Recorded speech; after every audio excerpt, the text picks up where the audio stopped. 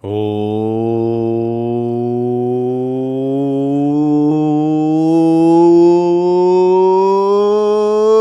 welcome to the Russ Joy Show. I'm Russ Joy. You figured that out because you're smart. It's also the name of the show. Welcome to a very Freaky Friday edition of the Russ Joy Show. Why is it a Freaky Friday? Because we're going, once again, off the rails. Now, on Wednesday's show, we went very far off the rails. We talked about Red Bull Racing, which, by the way, that was a test. That was a test of a few things. It was a test of the live audience. That was a test of social media after the fact. And oddly enough, some people interacted with that stuff on TikTok a lot. So it's interesting. It's an interesting footnote. I don't know if we're going to talk about F1 on here again, but maybe we'll do like a little bonus episode one of these days. So there was that. We're talking about Prime Day, which, by the way, I think Prime Day this year might be the most disappointing Prime Day I have seen in a very, very long time. It actually felt like what used to be Prime Day deals. Remember we always used to get really excited, right? Like, there's Black Friday in July. I think I saw Best Buy's calling it now, Black Friday in July, and I said Target. You know, the Target was doing their own sale, and you had this one doing a sale, that one doing, everybody's doing a freaking sale. And then I realized how disappointing a lot of the deals were. And then I started like trying to do the historical thing, you know, like there's Honey and there's like Capital One Shopping or whatever. I forget what that used to be. And I realized, yeah, a lot of these deals aren't that great. A lot of these deals aren't really even deals at all. And I stopped buying stuff. I bought a few books. I bought butcher paper. I did. I bought butcher paper. This morning, I ventured out to Costco. Did you know, executive members of Costco, did you know that they've gone back to doing you get to go into the store an hour early now? Can we have a moment here as people start to funnel in on YouTube, Facebook, and X? I messed up, by the way. Usually have to set the thing 15 minutes ahead of time or you don't get a live notification even if you ring the bell. This is a problem. I have to talk to YouTube because they're totally going to take my call. I don't know if you realize this or not, but if you're a Costco member now, they've gone back to the old thing, like the pre-COVID thing, where if your Costco opens at 10 a.m. to everybody, 9 o'clock is when executive members get to go in. So now you have a reason to get the executive membership. Now, they're not sponsoring the show. They probably should. But I was thrilled because I got to Costco. I dropped the kids off. I had a work meeting that I had to jump on. But really quick, I dropped my kids off at their grandparents to go spend the day with grandma and grandpa. And as I got back in the car, I was like, oh, Costco's going to open up pretty soon. But you know that it's a mad rush. 10 o'clock hits. No matter which Costco you go to, 10 a.m. is a massive rush. It's like people have never been to a Costco before. They get so freaking excited. They're over the moon. They're thrilled. Anyway, there's this like rush of people. And you need like Moses to lead those people into Costco. It's like, you know, let my people go. Slam the staff into the ground and the Red Sea parts and people get to go in through the front door at Costco. So I got there. I pulled up at like 9:55 a.m. or something, right? 9:55 a.m. And I get to the door and it's 9:58 and I see a mess, a sea of humanity waiting to go in for the 10 o'clock start. And then I remember, executive members.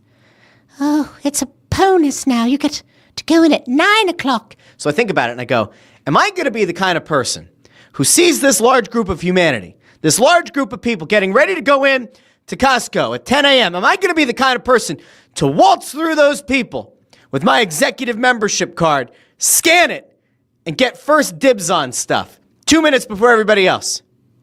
You're goddamn right I did. Oh, I did. I did. I strolled to the back. I ran into a former student who was working at the butcher counter. I got myself a brisket because, make no mistake, come hell or high water, there will be a brisket on that big green egg between now and this time next week. And when it happens, I will report back on whether or not it was successful or not. Now, I did learn from a lot of YouTube channels that you might not want to get the choice. You want to get the prime brisket. They did not have prime brisket. So we're going to try with the choice. Going to have a little bit of a learning curve, and it's going to be fine. So there will be brisket content on this channel at some point when it happens. But I got my butcher paper, so I'm very excited. I have my old Corona cooler. You might have seen the Corona coolers in the pack, the metal ones, where it has a little built-in bottle opener. I bought that while on the runway for my honeymoon, at which point my wife learned really quickly that if I have my mind made up on something, like you can't do much to change my mind. I remember getting ready to fly out to Punta Cana, and as we were about to take off, I'm sitting there frantically trying to process an order for a Corona cooler. She thought I was nuts.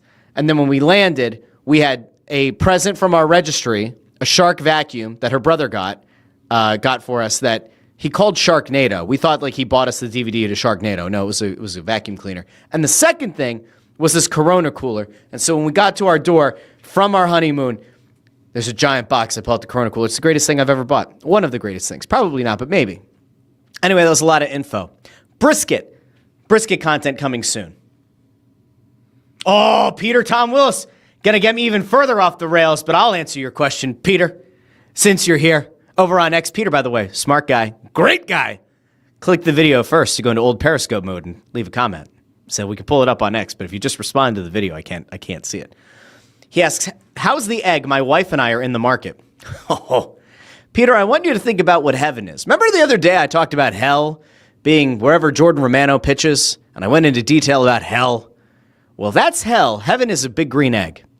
And I'll tell you what, if when we leave this earth, we leave these fleshy bodies, if I were to be transported to a place where food is provided on a big green egg, I would be happy for the rest of eternity. It is the best investment you can make. If you have any value, if you value your outdoor space at all, the big green egg is the way to go. Now, in fairness, I didn't buy a brand new big green egg. There was no way. It was like, I think a large or an extra large, like $1,300. I'm like, I'm not doing that. Homie ain't playing that. Facebook Marketplace, Peter. That's my advice. Go to Facebook Marketplace. Maybe you'll get lucky. I got lucky. There was an older couple. I'm not going to call them an old couple. I don't want to besmirch them. They're definitely older, though. They were retired. They were moving from, I think Avon Grove area, where you can smell all the mushrooms. They were moving from there to, Harrisburg. And this guy, sweet man, you could tell that he valued that egg almost as much as his wife. And he clearly loved his wife. But you could tell that the wife was kind of like, it's the egg or it's me. And I think he actually took a long pause to consider his options. But ultimately, he caved and he got rid of the big green egg. And I have to tell you, it is maybe the best thing I've ever bought. Now, if you buy on Marketplace, you're also going to be able to get it not only at half price of what it would cost to get a new one, but you'll probably find somebody who's going to include a lot of accessories. Now, in our case, these people probably gave us $700 worth of accessories to go with this big green egg. It was incredible. I will tell you, you need to make sure that you have the offset. I forget what the triangle thing is called. It's ceramic that allows you to do offset smoking, right? So that you don't just have everything dripping onto the flame and then it comes up and it kisses all of your cooked stuff. You don't want that necessarily. Sometimes you want char, sometimes you don't. Sometimes you want it on direct heat, sometimes you don't. So you want to get that diffuser, whatever it is. It's triangular. We have a thing that can go in on the main ring itself, and then it's 2 or 3 levels of cooking. That's how I make 60-something wings at a time. Incredible next level stuff. Yes, you go get a big green egg. Now, if you have the money to go buy a brand new one, by all means, run out, go get one today. If not, there's nothing wrong with getting it on Facebook Marketplace. I highly recommend it. We smoke all kinds of stuff. We're going to smoke a brisket. We smoked pork loin. I smoked turkey for Thanksgiving, wings, all kinds of stuff. I cannot encourage you enough to go out and get a big green egg. It's incredible. Peter Tom Willis has now moved over to YouTube. Make sure you hit that that share, and that subscribe. Ring the bell to get notified whenever the show goes live. Says, it's my wife's choice. She wins again. Peter, I need to know what your choice was. I can tell you, I do know people who have pellet smokers. One guy in our neighborhood, I think, has a Traeger. One has a... I forget what the other name is. There's one that has a Wi-Fi functionality to it. I used to hear about it on a lot of pro wrestling podcasts. Rectac. I know some people who have Rectacs. They like them. So I don't fully understand pellet smokers. Some people really love them. And if you can get one, it's still going to be an improvement over what you have. See, our backyard's cool. I have all the toys in the backyard. I've got a big green egg. I've got a giant Blackstone that has the air fryers underneath. And I have an Uni pizza oven. I'm very blessed. I have a lot of great stuff. So outdoor cookouts are a lot of fun at the Joy House. So I don't know what your wife wants the big green egg. She is correct. Let me know what else you're looking at, though. I'll lend you my insights. But you won't regret a big green egg. They're awesome. Chris Reed is here over on YouTube. Says, free Slurpee Day. How many 7-Elevens are you hitting up today? I haven't had a Slurpee since probably 2008. I would guess since freshman year of college at Westchester with Rammy over here. I think that's probably the last time I had a Slurpee. I didn't grow up with 7-Elevens. I grew up with Sheetz. Coming soon to Limerick Township. Yes. I think I had a Slurpee when I first moved into a dorm at Westchester, 2008. I think it's the only time I've ever had one. So I probably won't hit up any today. But if it's really free Slurpee day, can I take anything? Does it have to be a Slurpee cup? Can I take like a beer stein? Can I take a bucket? What can I take into the store? You have to let me know. Video guy Amadeus here says it's also $1 crab fry day. Really? Now I could be talked into going to Chickies and Pete's and getting some crab fries today. Now, will they let me carry a Slurpee in from 7-Eleven? Because that seems like a match made in heaven. Or do I have to take out the crab fries and then go get the Slurpee? I could sit in a parking lot somewhere and have both. I thought about taking my wife on a date tonight. Hey, honey, how does some crab fries and a Slurpee sound? She might not be my wife for long if that's my recommendation on a date night. Jay Grubby's here. Says, good afternoon, Russell and Russettes. Hello, Jay. Says, so could one say there is a lot of joy at a Joy Cookout? Oh, there's a ton of joy. When we actually start firing stuff up out back, I'm trying to think, it was on 4th of July. Yeah, it was 4th of July. I did burgers and hot dogs on the 36-inch Blackstone, and I didn't do fries underneath in the air fryer, but I could have. And then I smoked 65 wings, dry rub wings on the Big Green Egg, and then a couple days later I think we made 12 or 13 pizzas in the uni. It's a lot of fun. I really do love cooking outside. But I don't like this heat, as I detailed on Wednesday's show. I'm convinced that the weather just hates us. Okay, so let me do a little bit of a rundown of what today's show is, because it is going to be a little bit of a mess, but that's okay. It's a Friday. It's a Friday in early July. It's been funny. I've been trying to pay attention to what some of the radio stations are talking about, and this is one of those times where there's a small part of me that's glad that I don't have to do what they do, where I'm glad that I don't have to fill 4 hours talking about the same recycled stuff about, is Jalen Hurts really a top quarterback? Is Jalen Hurts, does he have something to prove this year? I'm glad I don't have to do that. I also can't get to a point, I'm seeing all these rumors flying about the Phillies, I'm seeing all these trade rumors flying about the Phillies, and I can't get excited because I am reminded constantly that Dave Dombrowski has said a bunch of times that he likes their team. He thinks that the outfield is fine. He thinks that the lineup is fine. He thinks the pitching staff is fine. He thinks that the bullpen is fine. And so I can't even begin to get myself excited. Do you remember the Pat Gillick years, right? The Pat Gillick years where we used to, we always heard stand pat. That was his thing. And you'd get excited about a trade deadline, but then he wouldn't really do much, right? That was his reputation coming into Philadelphia.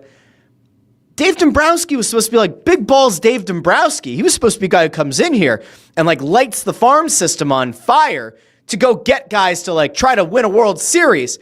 And it's funny because everybody that the Phillies are currently rumored to be in on, you see names get floated out there, like Mick Abel's name has gotten floated out there, Aiden Miller's name has gotten floated out there, Andrew Painter's name is out there, Justin Crawford's name is out there. And I keep just wondering, is there a mandate from ownership to not burn the farm system to the ground? Because at this point, they have been so overly conservative when it comes to the trade market that it almost makes me think there has to be a mandate. Dave Dombrowski in the last decade has never been as conservative as he seems to be right now with the Phillies.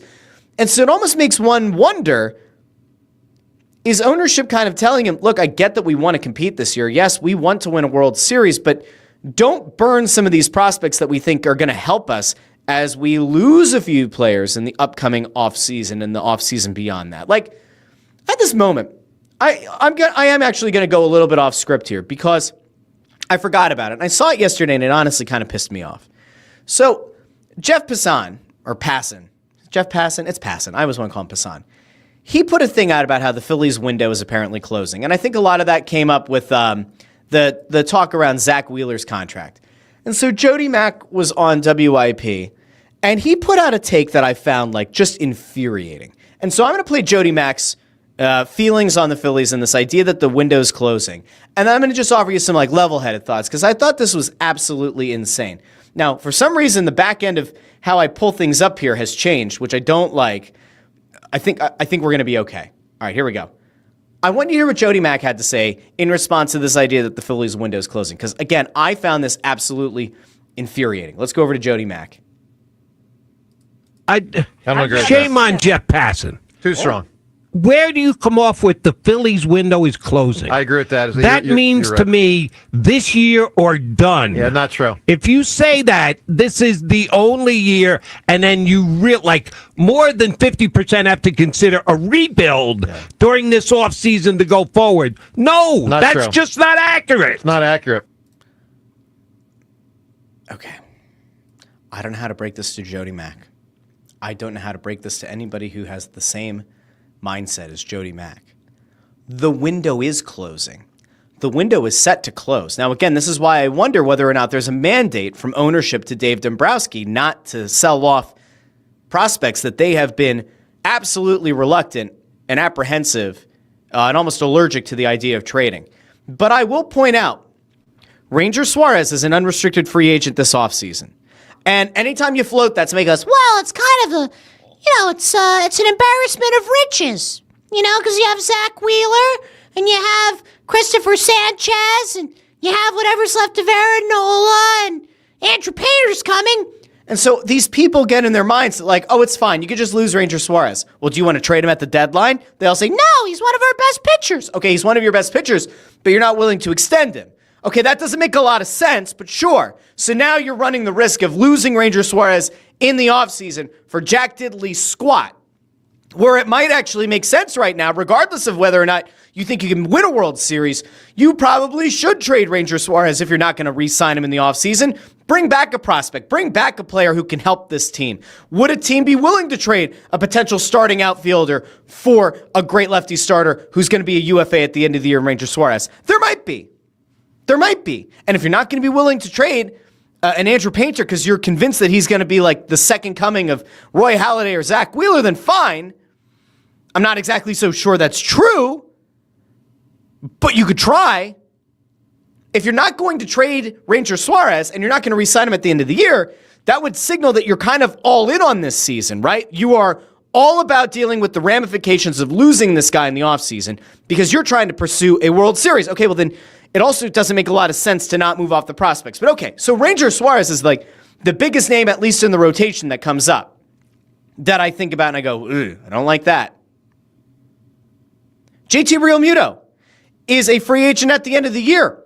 I totally get it. He's 34. There are a lot of concerns. People saying, oh, he's been kind of mediocre the last 2 seasons.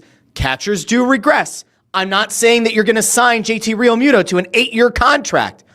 But would I like to theoretically have him back on another year or two deal, maybe at a reduced number? Sure. Will he go for that? Who the hell knows?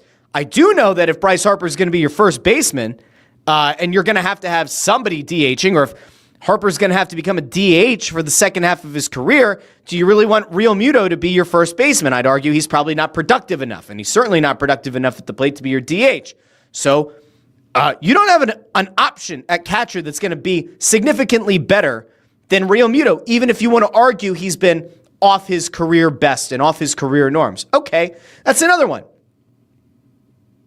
Oh, there happens to be the most important player on the team. The guy who is your DH right now.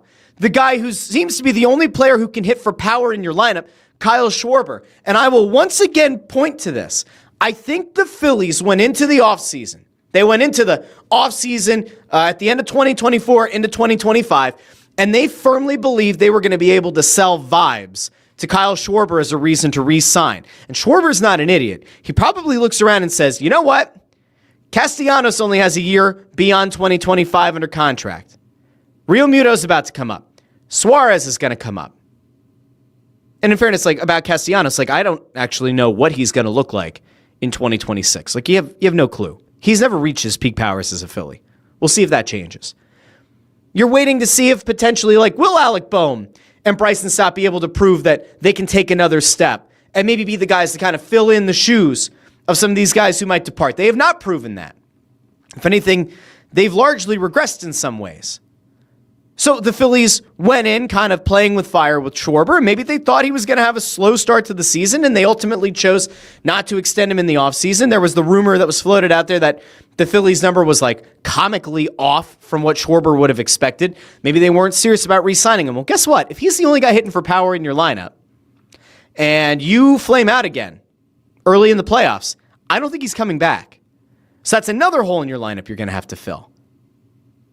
So if Schwarber's gone, Real Muto's gone, Suarez is gone, Castellanos is gone in a year, Bohm doesn't get better, Stott doesn't get better, you still have a hole in the outfield, Kepler stinks.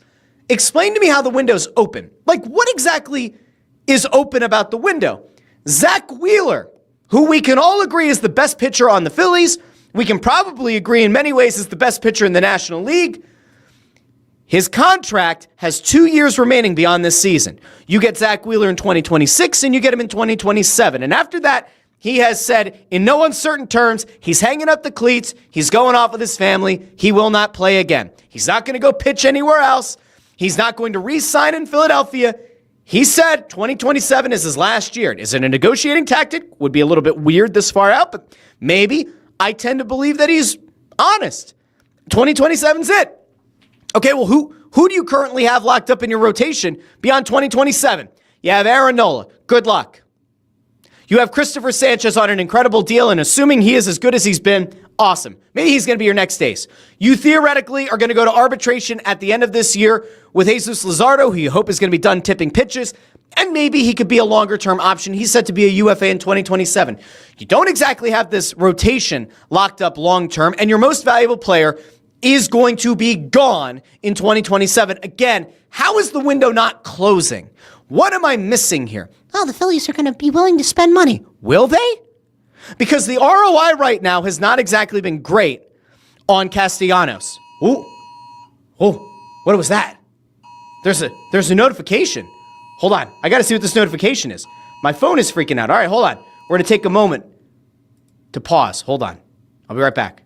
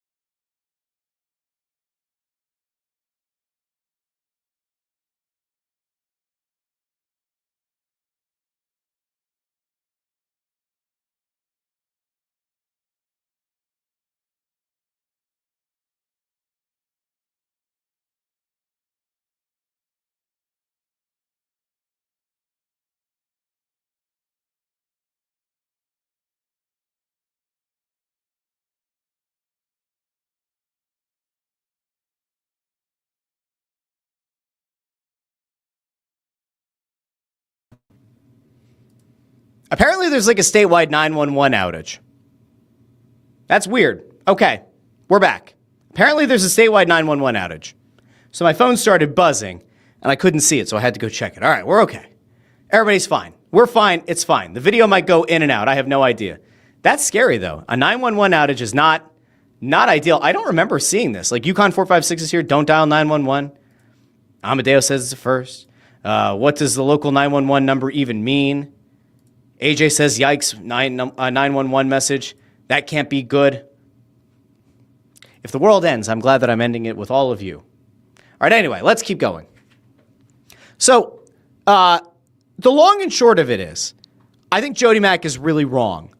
And I do think the Phillies window is closing. And if they are not going to go out of their way to try to figure out a way to bring in more talent to go after it in this very short window, which I very much believe is this year, maybe next year, maybe 2027, if you can bring back some combination of Suarez, Schwarber, Real Muto, you maybe have a 2-3 year window left where these guys are sort of at their peak powers, kind of. Schwarber, I think, is very much still there. Maybe he's at the very end of his prime. Real Muto has definitely dropped off, but I think he's still significantly better than what you have internally. Suarez would be a huge loss. Absolutely. Yeah, it might be an embarrassment of riches right now, but we've seen what happens with injuries in this rotation. All of a sudden, what goes from being the best rotation in baseball can have some holes. And if this lineup doesn't hit, and you're not getting elite pitching, you're not going to win a lot of games. So Jody Mack's wrong. Not the first time, won't be the last. I welcome him on the show. We can debate this. Okay. That's the Phillies. I don't even intend to talk about the Phillies because I get worked up. I get kind of upset with the Phillies. I feel like things should be better in Phillies land. And again, I have a really hard time getting super excited for them because, in fairness, like, I still see the holes. We all see the holes. And, like, it feels kind of crazy to be like, oh, the Phillies, I don't want to buy in. I don't want to buy into the idea that they're a World Series contender. I don't. They're 15 games under 500. They lead the NL East by a game and a half going into the weekend. That's all great. There are still issues. You can be in a really good position in the standings and still have holes. We'll see what happens. I'll be more interested to see. If the Phillies stand pat at the deadline, I want to see what the Mets do. Are the Mets going to go bonkers? Are the Mets going to be willing to splash the cash, burn the prospects, and go after it and try to chase the Phillies down? Something tells me they will. We'll see. Just taking a look really quick across the rest of the National League. So they're technically, a game behind the Cubs for home field advantage in the playoffs. And they're, a game and a half, I think, behind the Dodgers for home field throughout the NL playoffs. So they're having a really good year. And that Dodgers super team that everybody thought was going to set all kinds of records, certainly not on pace to do that. The Phillies are still one of the best teams in baseball, but they have holes. And if you don't fix them, they aren't winning a World Series. I'm not even convinced they're going to get to the NLCS at this point. All right, let's get off of that.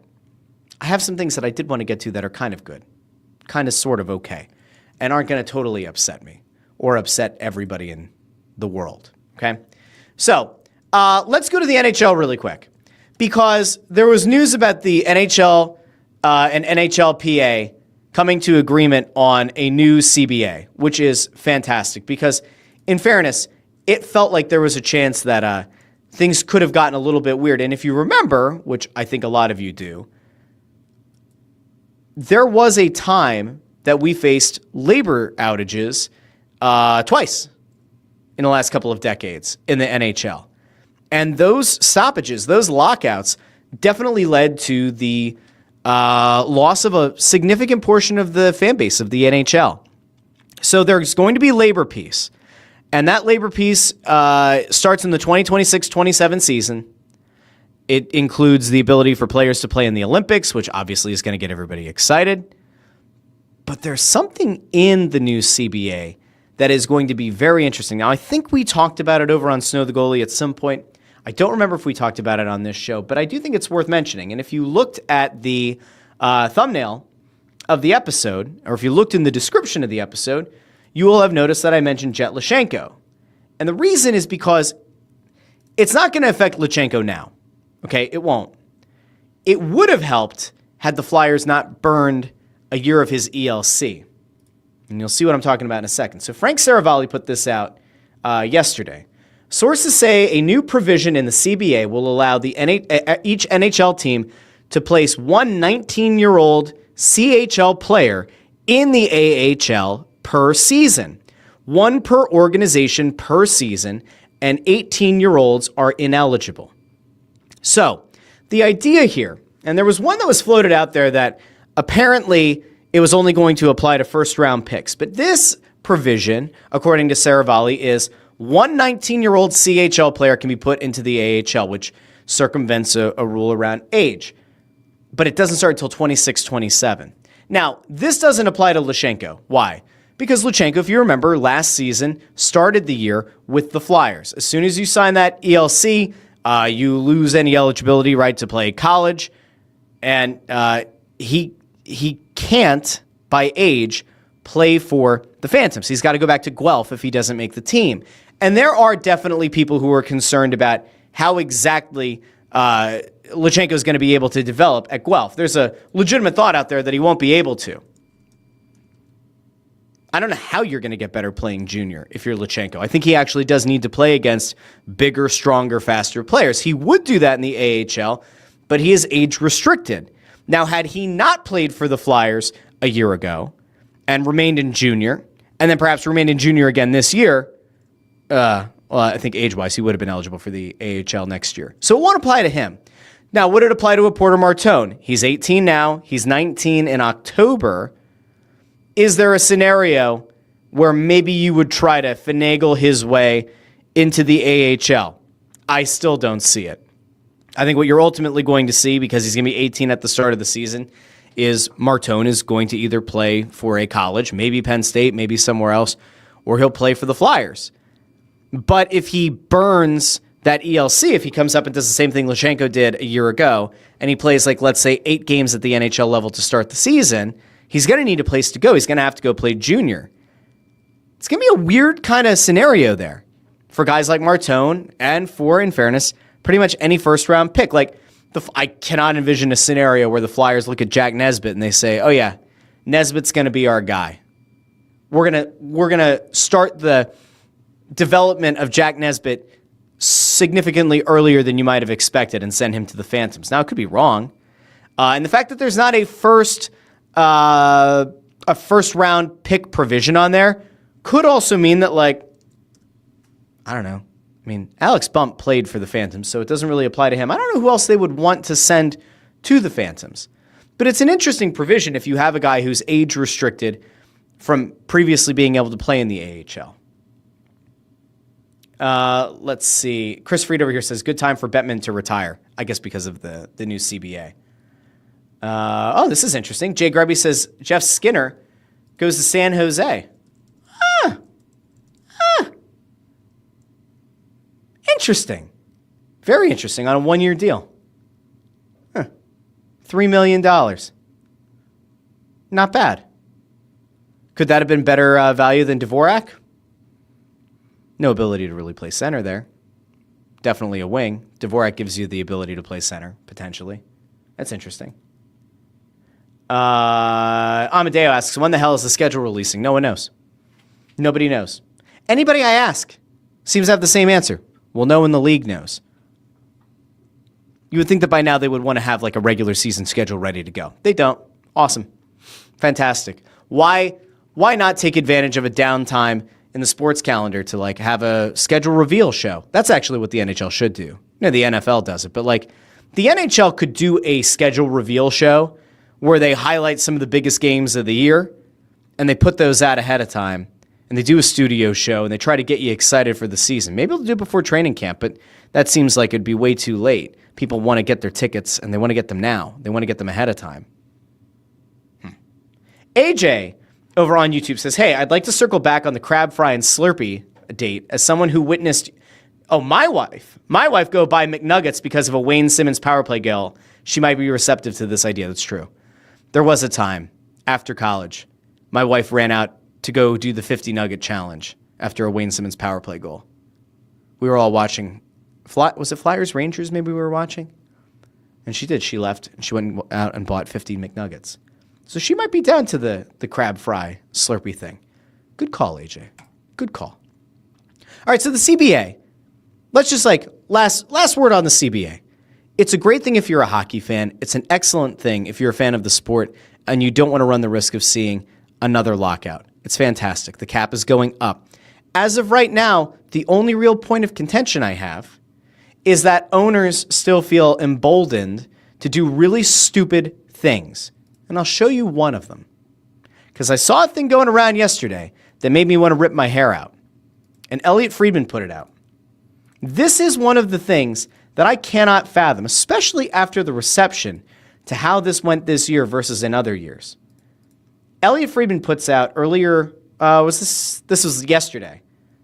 Apparently there are reports about the future of the NHL draft.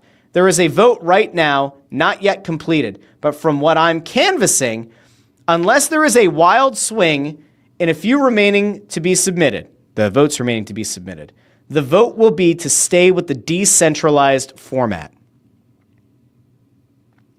So you mean to tell me that after all of these years of having all the teams on the floor at the NHL draft and going back not to this draft that just ended, but the year before that they did at the Sphere, which was widely regarded as one of the most exciting, interesting drafts, not just in NHL history, but in North American sports history, because the Sphere was awesome. They saw that. They saw the critical reception to it. They saw the fan reception to it and said, yeah, fuck that. Decentralized. So they did it this year, where it was more like every other league's draft. And players go up, their families are with them, they get interviewed, all that lovely stuff. And then you have that really awkward moment where after a guy gets picked, shakes Bettman's hand, takes a picture, He turns around, goes back into an alcove, and is on like essentially a Zoom call with the front office of his team. There's an awkward thing where like he's trying to talk to the front office. There's a reporter standing there trying to get the players' thoughts and kind of facilitate the conversation. You have the shots of the backs and the keisters of the player and the reporter and all this stuff. It was weird. It was a legitimately weird thing to do. And the NHL owners saw that and said, yeah, I think we'll do that again. Why?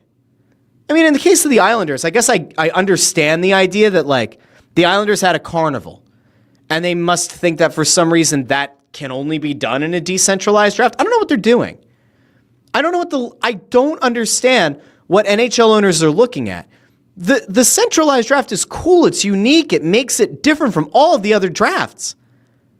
This decentralized thing sucked. And it took a long time, by the way. Like the whole point of decentralizing is that the pace was supposed to pick up. Remember, we did a draft night special that took almost 5 hours, and we didn't even stay to the very end of the first round. I think we ducked out at like pick 25 or 26. It was almost a 5-hour show. That's insane. What are we doing? So the NHL, once again, figures out a way to screw themselves over. I don't understand it. Brian Knowlton is here over on YouTube. Says, hey, Russ, I haven't been available the last couple of days. Glad to be able to join in again. Brian, we're glad that you're here. Thanks for joining. Brian also says, more money for the league with the TV contracts for the draft being broadcast.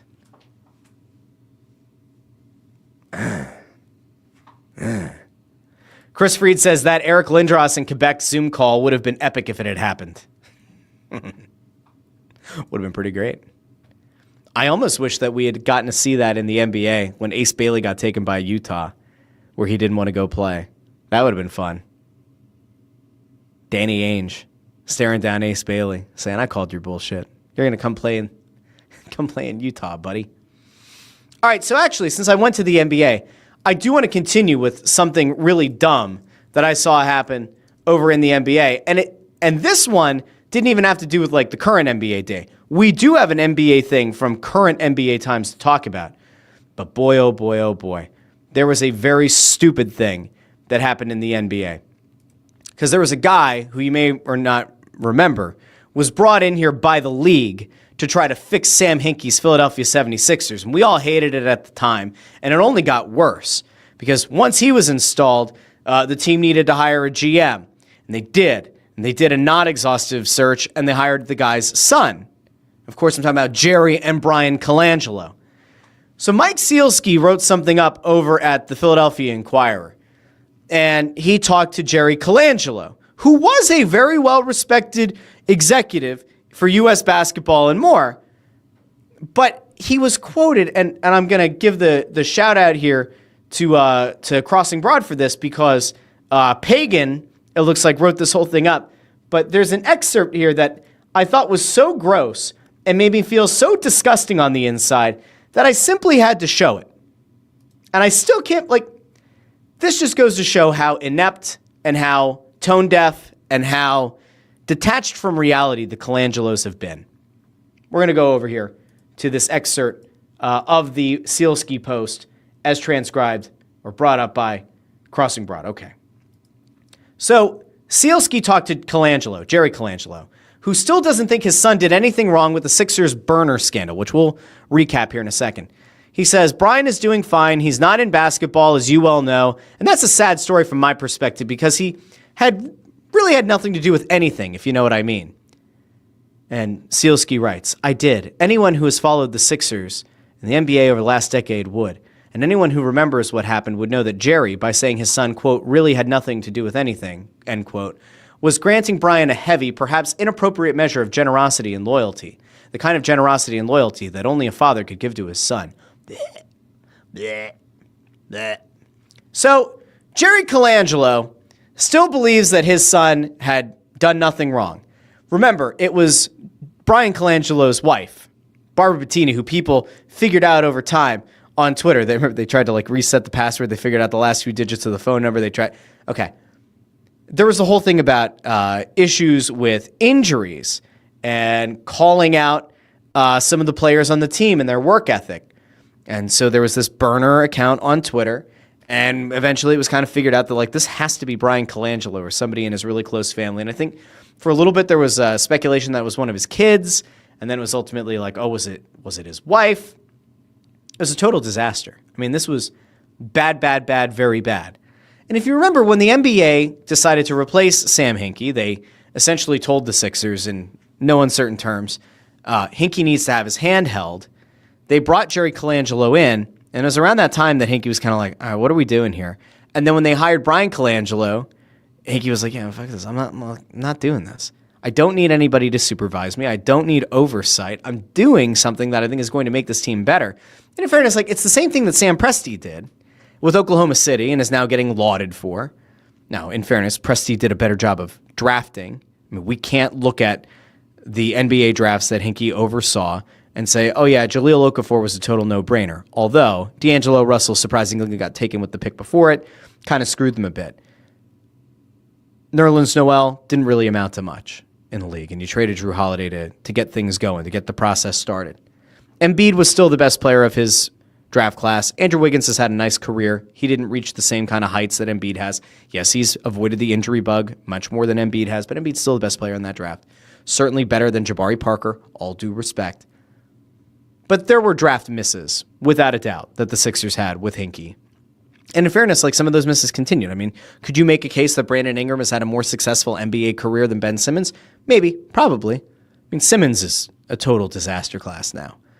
Was trading up for the number 1 overall pick to take Markelle Fultz a good idea? I mean, the belief was still out there that if Boston hadn't traded out of number 1, they were going to take Jason Tatum, and then maybe Fultz would have been on the board, or maybe he would have been taken 2nd overall. But like the draft misses didn't end with Hinkie.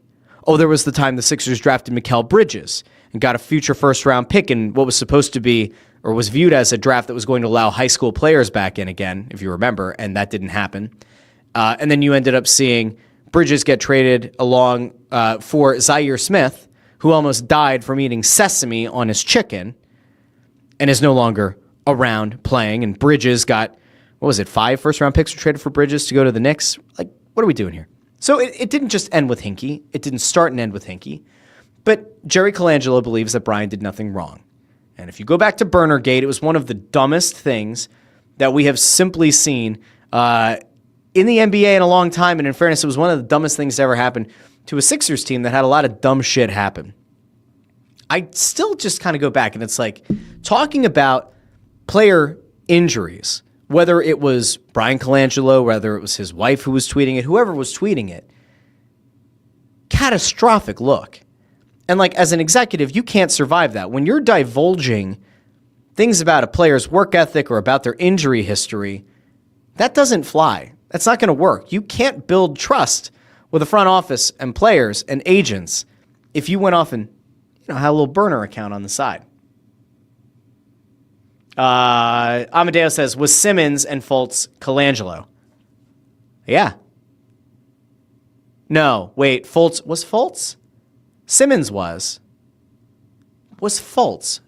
Or was that the year that they didn't have anybody? Was that the draft where it was Brett Brown and Elton Brand? Somebody can fact check me. I think Simmons was just Colangelo. Hinkie was still there when the team sucked bad enough to get the number 1 overall pick, but Hinkie wasn't at that draft. He was gone by then. I think Fultz. Definitely Simmons, but I think Fultz was Colangelo. Amadeo, I think, is right, that the Zaire Smith and Mikal Bridges trade, that was the year with Brett Brown. So that would mean that, Fultz and Simmons were both Colangelo. Okay. Greg Bondarenko's here, says afternoon all. Hello. Brian Knowlton says, I'm not even a basketball fan in the least. Can't even tell you the last time I watched a game, but it still blows my mind how the league was able to essentially sidestep team ownership in decision-making. Yeah. I cannot remember a time where the league came in, whether it's the NBA or another league. I cannot remember a time when the league came in and pretty much told ownership, you need to get this cleaned up. And in fairness, like the Sixers, the real issue is that the Sixers were not making it a secret that they were trying to race to the bottom and get high picks. In fairness, like Oklahoma City had a few years where they did the same thing as well. The difference was they managed to fleece the Clippers and get SGA, and then they hit on some of their picks. Williams, they hit on their pick with Chet Holmgren. Like they've hit on They've hit on picks. And they kept building up a war chest. But like that Thunder tank went far longer than the Sixers tank did. And I didn't see anybody making Sam Presti resign. Makes you think a little bit. Okay, so the Sixers point is done. We did talk about the NHL CBA. We got two other things I want to get to. One actually made me laugh. And this is a current NBA thing. And this NBA thing is also kind of gross. Because there was a thing going around about how, if you've been keeping up with it, that LeBron James is apparently upset with the Lakers again. Like, for some reason, he's disappointed in the Lakers. He feels like he wasn't fully valued for the sacrifices he made. So we're going to go over here really quick because Ramona Shelbourne and Brian Windhorst reported on this. And like, they're two of the most respected national reporters. And typically where they have insight, there happens to be a lot of truth to it.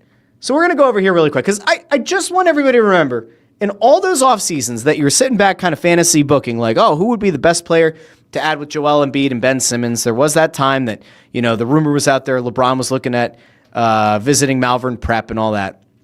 I just want you really quick, like, think about the chaos of this, right? LeBron has pretty much been able to get whoever he wants on the team. He's been able to kind of shadow GM at virtually every stop he was at. I would say, you know, Miami maybe not as much because Pat Riley, big balls Pat Riley. But like in Cleveland, he was able to kind of dictate what he wanted. Presumably has been able to dictate what he wants with the Lakers.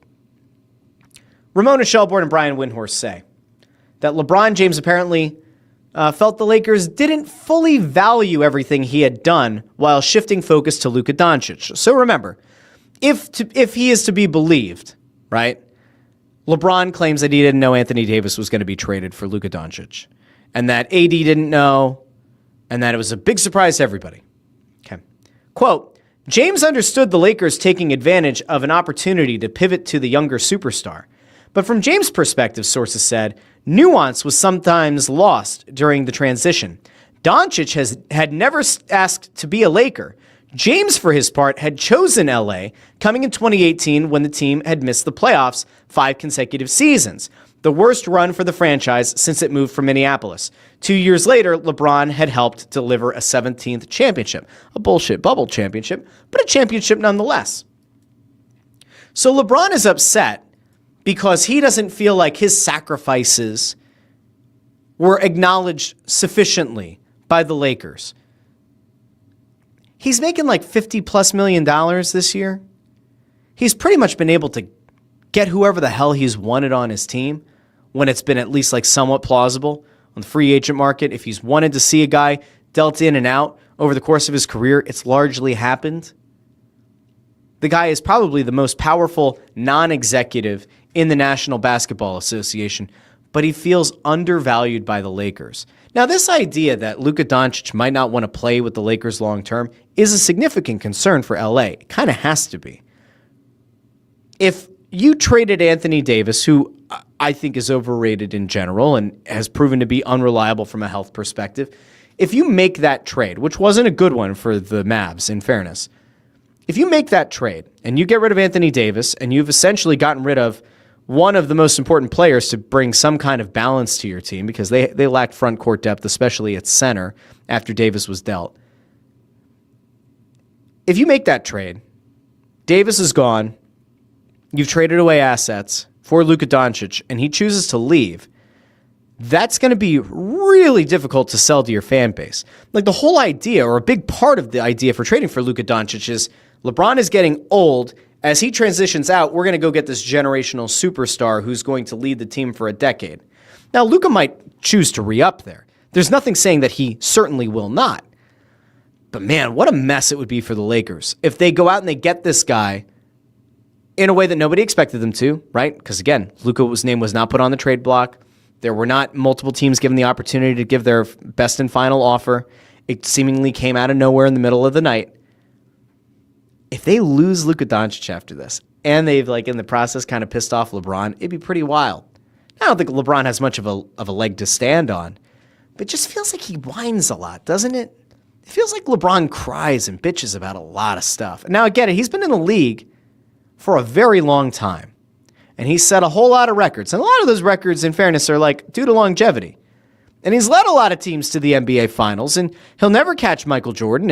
And you see Chris Fried over here says LeBron is no MJ. There was a time that I thought he would get close, but it just feels like the more time goes on, and the more you start to hear about the way that LeBron kind of handles himself when he faces adversity, it just kind of makes you wonder. Like, kudos to the guy that there have been no major scandals involving LeBron. Like, even in Jordan's heyday, there were accusations of gambling. There were things that were kind of going on in the background where you felt like, ooh, this might not be a perfect person, a perfect role model. LeBron hasn't really done anything that's made you go, ooh, not a good guy. There are just these things that come out where it's like he kind of handpicked his teammates a lot throughout his career. And when it doesn't happen, he's very quick to point the finger. Just throwing it out there. Kevin at I Rock Philly says, to quote a former sports radio guy, LaFraud James. He's not a fraud. And it's not like he couldn't win a championship, but he did win championships as part of super teams at least a few times. Those Miami teams were stacked. Playing with Kyrie and Kevin Love, kind of stacked. The ruptured Achilles for Kevin Durant probably didn't hurt things. That Lakers championship in the bubble, kind of hard to say. I mean, I'd say kind of a BS title, but what are you going to do? You're not going to have an NBA champion that year? We'll see. Ford says, I have never liked LeBron. To me, the stuff with Stephen A., Google it. Yeah, I mean, there was a whole spectacle. And yeah, Stephen A. kind of, I still don't know how to feel about, Stephen A. kind of like made himself a focal point of it. But if the guy walks up to you and he kind of like fronts on you like that, and he's got some nasty shit to say to you, and then there's no ability to rebut, and if Stephen A. Smith really did reach out to him ahead of time and LeBron didn't take it and wanted to make a public spectacle of it, okay, like, reason to be upset, reason to complain, I get it. But I think I kind of agree with Ford here. LeBron kind of feels two-faced. I think he presents to you what he wants you to believe is him, but I'm not sure that the guy himself is really that person. For what it's worth. So here's your other NBA topic of the day. Now, I have one other thing I want to get to.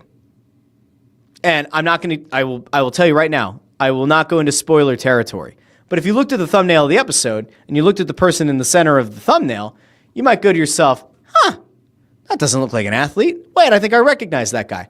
For those who are unaware, and in fairness, like, it took me a little bit of time to kind of get on board with the idea. There was a Dexter prequel. Now, if you watched Dexter back in the day, you know it was a damn good show. I still contend that the Trinity Killer season was the best one. I think that, bar none, was the best season of that show. And then they did a prequel. No, they did a sequel years later, which I won't go into for spoilery reasons, even though I think that came out like a year or two ago. They did a sequel to the original series, which I thought was good, and then had like a complicated ending that was maybe as bad or worse than the finale of the original show. Fine. They did a prequel, which I didn't want to watch, but then it was actually fantastic. I really did like the Dexter prequel, Original Sin. That was great. They released another sequel. So it's a sequel to the sequel. So there was Dexter New Blood, and now there's Dexter Resurrection, which is the sequel to Dexter New Blood, which was the sequel to Dexter. Did I make sense? Dexter Original Sin, Dexter New Blood, Dexter Resurrection. Okay. So Lithgow, by the way, Kevin says, was a great villain. He was fantastic. I will tell you, I mean, if you saw the trailer, you would know this. He makes a cameo appearance in the first episode of this season. They kind of take it down memory lane for people from the original series, which was really interesting. They also used a child actor from the prequel, from Original Sin, which I thought was a really nice touch to kind of pull everything back together. I have only seen one episode. 2 episodes are on Paramount Plus right now. If you were a fan of the original series, but you didn't like the initial sequel, New Blood, this I think was already better than New Blood. The first episode is great. Now, there is a nostalgia factor because you're bringing back some actors from different sorts of sequences. Again, not going to go into spoiler territory, even though the original Dexter show ended a very long time ago. There are people from Dexter's past who are no longer among the living, we'll say, who kind of visit him in a very interesting sequence to start the sequel to the sequel. But I watched the first episode and I got all the feels of the original show. Now, the second episode is out. And the reason that I bring this up is because I find this part fascinating. Oftentimes, right? Think about streaming. Think about the way that streaming still makes its way out into the world, right? If you're watching something on Netflix, a lot of times on Prime, Apple TV Plus, all that, you get the full season. There have been shows that I've seen on Prime, like Clarkson's Farm, great show with Jeremy Clarkson, running a farm. It's awesome.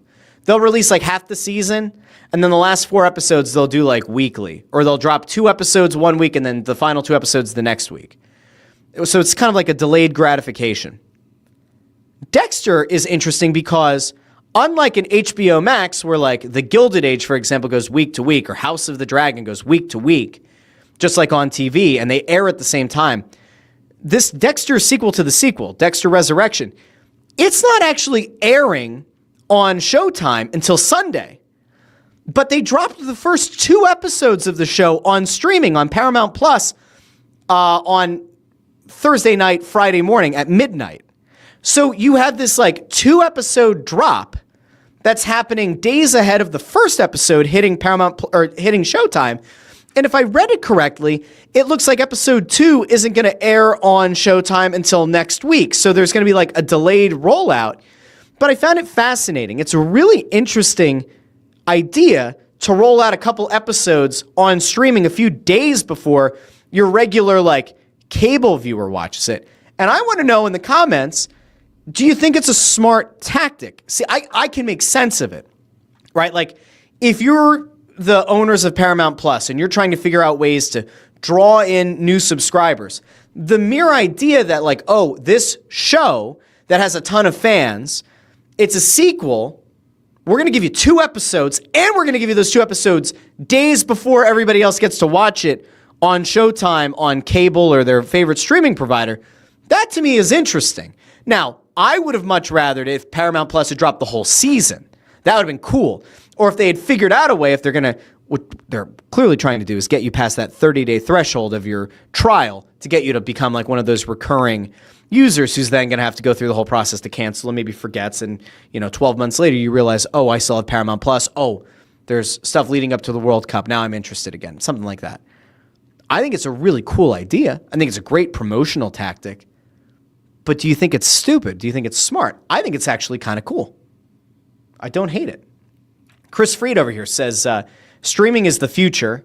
Stations are obsolete and will not exist in a generation. I think you're probably right. It's funny, Showtime used to have their own app. They got rid of it. It got folded into Paramount Plus. Now, if you were a Showtime subscriber, you would have Showtime Anytime included. And when it folded into Paramount Plus, that was no longer the case. So if you were a Showtime subscriber on cable, you would still have to pay extra money to become a Paramount Plus subscriber, which always kind of felt weird to me. Kevin at iRock Philly says, reminds me of the Joy Network rolling out clips episodes after the actual shows. Blame video guy Amadeo.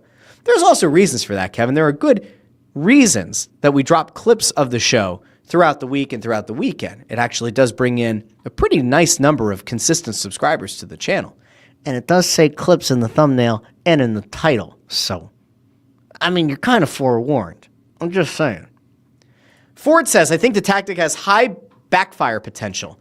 Because 1, it can annoy people, and 2, if people don't like it, they say F off and don't continue or don't pay to continue. Will it entice some? Sure. It's mixed for me. I think it depends on what the show is, too. This is one of those things that like you could not do with a news show. You couldn't do a delayed rollout for a news show. You couldn't try to get people to come in a day or 2 early, right, before it goes over cable, and get those people to sign up for a brand new show that they have no emotional buy-in to. But for nostalgia stuff like this, it makes sense. The real interesting thing would be to see when season 3 of House of the Dragon comes out, would HBO Max roll the dice in a similar way? I don't think they would, because I would guess HBO still has a significantly higher number of cable subscribers than Showtime does. But it would be interesting if like, oh, House of the Dragon season 3 comes out on Sunday, sign up for HBO Go, and get the first 2 episodes on Friday, but then you're waiting. That's, I think, where you run into the issue where it's like, all right, if they're going to go weekly on cable, you have the first 2 episodes now you have a 2-week gap. Again, it's smart from the Paramount Plus perspective, because if they're trying to bring you in as a new user and get you to stay beyond the 30-day mark, all right, well, they've already gotten you in for the early access. They've already burned the second week, right? Because there won't be a new episode on Paramount Plus next week. Then you're in week 3, you're hooked back in. Week 4, you're hooked back in. And then it's like, oh, do I really want to stop mid-season? The answer is probably no. Let's see. Joe Fisher says, if I remember right, Paramount put the first 2 episodes of Star Trek Discovery on either channel 10 or 6 before it aired on Paramount Plus. I honestly don't know. I have no idea. I don't keep up with the Star Trek shows. You might be right. I have no idea. I saw somebody saying something about Squid Game. Amadeo says Squid Game season 3 was puke. I haven't seen any of them. Ford says the latest season of The Last of Us is just aight. For me, too much time walking and talking. I didn't watch any of The Last of Us. But I did see some of the really funny memes that came out of the past season, so that's okay. Let's see. Peter Tom Willis says Dexter is a Flyers fan. Is he? Hold on a second. Let's see. Can we get a picture of him with a Flyers hat? Let me see. Michael C. Hall. Is he really a Flyers fan? Where did that come from? He didn't put a Flyers hat on in the show. All right, I need to know about that, Peter. You're going to have to let me know. How do we know this is a fact? All right, let's see. Anything else over? Ford says latest season. Oh, no, he said that. We already pulled that up. Okay. Oh, this is a good one, though. If you do have HBO Max, Chernobyl's awesome. It's really sad and really, it's horrifying, but it's an awesome show. I was trying to convince my wife to go back and watch The Sopranos or The Wire. I have not been successful. We did just start season 2 of Tires, which is hilarious. That's on Netflix. Bondarenko here says, love Chernobyl. Ford says, here's one, The Resort on Peacock, little known, very unique show. I don't think I've seen that. I haven't. We were going through all our apps. This is this will be the last thing before we head into the weekend. On Monday, this is homework for the weekend. This is great. Everybody loves homework. On Monday, I want people to come back with their recommendations along with the streaming app. And in fairness, if you want to get your homework in early, you go into the regular comments section, not the live chat, but the regular comments section of the video. And you let everybody know 1 or 2 shows that you would recommend and what app they're on. It's funny, though. My wife and I were going through our DVR, which doesn't have a lot on it because we don't really record much that's live. I mean, I'll add games to it. I obviously watch wrestling, so I add wrestling to it.